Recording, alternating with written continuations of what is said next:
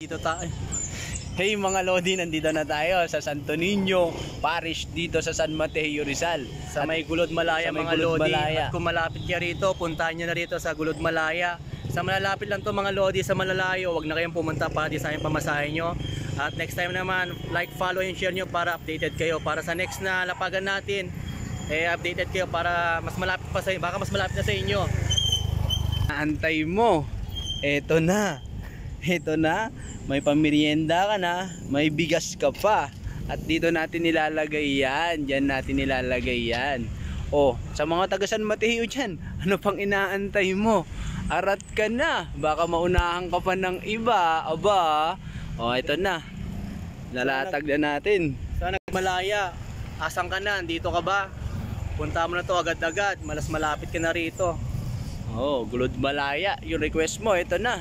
May pangkain ka na at may pangano ka pa, pangluto mamayang gabi mo. Ito na oh. Ito na oh. Ilalatag na natin dito. Dito natin nilalatag yan. Dito natin nilalatag yan. Yan. O, ano pang inaantay mo?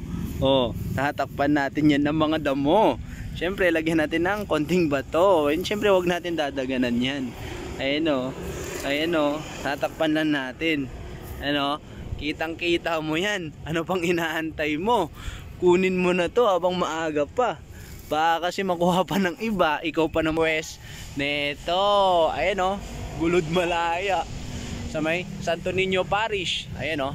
Ayan o. Ayan o. Diyan mo lang kukunin sa may bato na yan. Sa may poste na yan. May nakaparadang kotse. Siyempre may mga naglalaro dyan sa may simbahan na yan. Ayan o. Tapos diretso simbakan na rin. Diretso simbakan na din. Salamat sa Panginoon. Pasalamat ka sa Panginoon.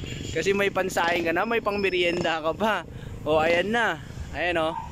O kita mo na yan. Yan, yung mga puno na yan. Okay na. So pang inaantay mo, follow, share, and comment para updated ka sa mga upload natin araw-araw. Okay? Bye!